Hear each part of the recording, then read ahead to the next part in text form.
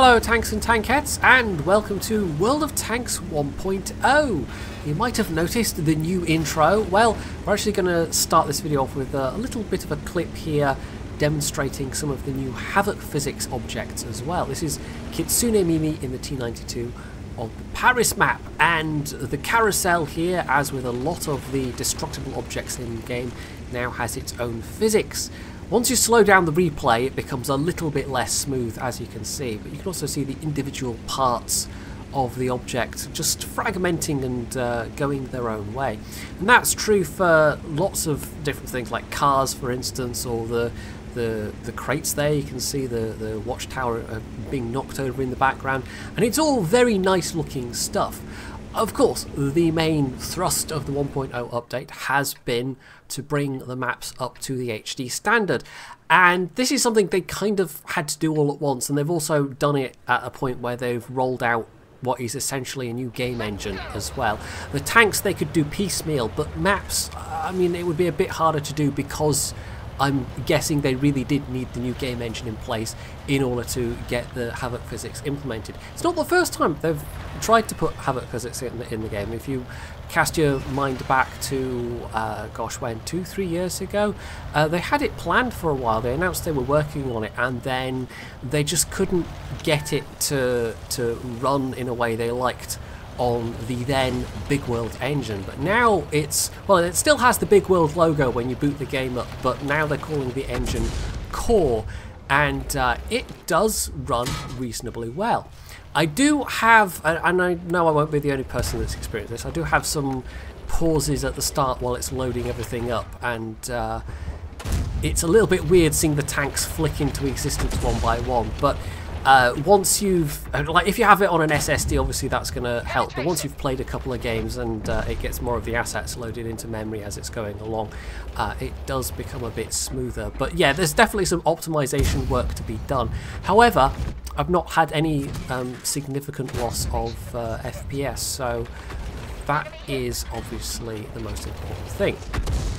So this is one of the changes on Ruinberg, the main change I think on Ruinberg. Lots of the maps have been changed in some way. Some of them are relatively similar, some of them it's only as much as changed bush cover, although a lot of the maps have gotten a bit flatter in terms of the terrain. There's fewer hills but maybe more ridges, little bumps in the ground for them to use.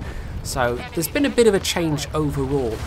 Some of the maps, I will say, haven't necessarily gotten better. Erlenberg particularly, I played a bit yesterday with Sir Fosh when he was streaming, and yeah, the fact that it is now kind of like the old Kamarin, where it had that very, very defensible ground behind each cap circle, it's not necessarily a good thing. So this is Calosaurus here in the M24 Chaffee with pretty good matchmaking, and as you can see, yes, this is the new spot on Ruinberg that you can get to. Theoretically, I mean, I think it's possibly easier to get here from the south side than the north side, because you can just go straight into this little pocket rather than having to come around a corner to do it first. But theoretically, that KV-1 could have just pushed into him already, and instead the KV-1's just kind of ignored him. So really you would want control of the middle street for the purposes of actually being secure in this spot, and you would hope that there could not be an enemy tank in the position of that KV-1, but unfortunately there is, and he's just gotten this guy's attention. He's just reminded this KV-1 that he's here, so that was a bit of a bad move because there's not that much cover. Now, he reflex repaired his tracks there, but his engine is out as well. Fortunately, he could get a shot through that ruined doorway, so RIP KV-1. And this was all with the APCR, of course, loaded for that Tiger 131. So that's 4 kills, 1700 damage done. It's also got 1300 spotting, because I think he's just been able to keep a lot of this stuff lit up while he's been here, because he's in a light tank. And at this point, they've basically won, so it's just a matter of, can Calosaurus get a bit more damage out of it? Well, he's picked up that artillery, but somebody else gets the kill, although he does get the spotting. All that's left at this stage is a Stug 3, who is back here somewhere. And yep, there they are.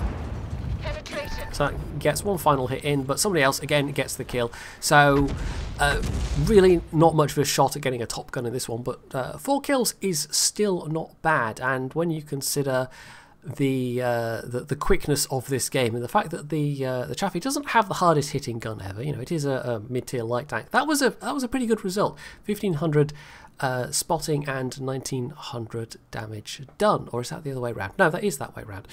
So that was enough to get him 1459 base XP, easily top of the team, certainly helped out his own team win quite comfortably there, although that enemy team wasn't much of a challenge, really, was it? Just looking at the number of tanks that had 0 damage, including the enemy Tiger 131.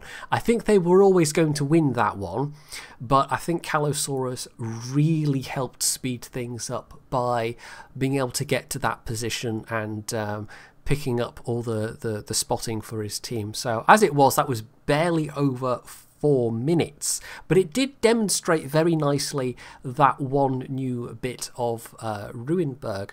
And of course there are other changes to other maps, as I've said, and doubtless they will pop up on other replays I shall be featuring, but this seemed like a good one to kick off with, if nothing else because it was the very first replay on my replays portal that was submitted for 1.0, so there you go.